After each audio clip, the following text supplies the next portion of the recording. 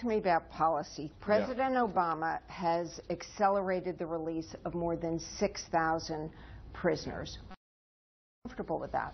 I would have preferred that he do it the old-fashioned way, which is to find people that agree with him that we need to reform our federal criminal justice system. People on the Republican side, there's large numbers of Republicans that believe we need to reform it as well. Work through Congress, actually do something where the democracy works properly, rather than by executive order. This you think this was wrong? I think it was the wrong approach with the right reason. And 6,000 people being released, I don't know what the screening process is. I don't know. I've talked to some law enforcement officials. They're concerned about the possibility of increased crime. We've seen an increase in crime in the big urban areas right now. No one would want to see that increase. But there is a problem of mandatory sentences. I think the federal government shouldn't necessarily be involved to the extent they are in criminal justice matters. And the President has an opportunity to shift power back to the states, to let the states decide this, and to give people second chances. Let's talk about Iran. You have said that you would oppose the Iran nuclear deal. Yeah. Would President Jeb Bush cancel it?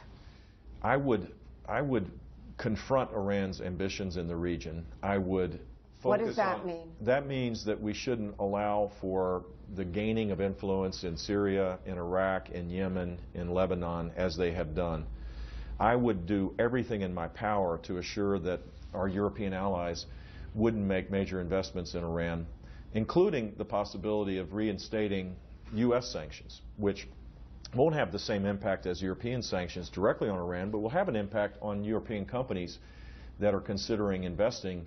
And they have to choose. Do they go to the country that has the rule of law, the largest market in the world, great relationships already, or will they go partnering with the Iranian Revolutionary Guard to suppress the people of Iran? And then we need to be vigilant as it relates to the actual agreement. The problem with this agreement is it only deals with one element, and there's no assurance that there's the verification procedures to give anybody confidence. And then on top of that, you're lifting sanctions to allow them to continue to be aggressively pursuing their strategy of state-sponsored terrorism. Any way you would have agreed to that deal? Never. I wouldn't have. Yeah, I take it back, excuse me. I would have agreed to the deal that President Obama said was the purpose or the basis of the deal, which was to assure that Iran would never, ever have the capability of building a nuclear bomb.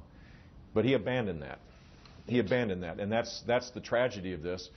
And I believe we also should have included the larger, the equally important issues of their sponsor of Hezbollah, their sponsor of propping up Assad, which has created the brutality of 250,000 deaths. You have talked about Iran as a state sponsor of terrorism. The Vatican announced that the Pope is going to meet with the president of Iran in the next month. Do you think that's appropriate? Look, I believe in miracles. I'm a person of faith.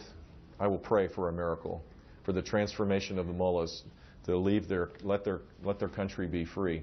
This is kind of the basis of the Obama administration. Let's negotiate with the largest sponsor of terrorism in the world, and on the basis that mullahs go quietly into the night. Maybe Pope Francis can achieve that miracle. You don't think it gives them some kind of legitimacy when they get to meet with the Pope? Just as it gives them legitimacy by signing an agreement with the United States of America. Last question. You have another debate coming up. You have said you weren't happy with your own performance at the debate. Yeah. What do you do differently this time? I'm going to do my best. I'm going to get better at being able to say on my mind what's in my heart, not just focus on what the question is and answer that, but these debates are an opportunity to talk about how you can create rising income for the middle class and create a more safe and secure world. I know I can do this. I'm pretty confident I'll be able to do it. And do it like this. Do it and mean it. View this as an experience that is an honor and a privilege, because it is. What do you mean when you say do it and mean it? Well, you can't fake joy. You can't fake it. I believe that we're on the verge of greatness in this country, and I want to share that enthusiasm to people. This is an opportunity to do it. You don't get 5 million people watching you any day of the week.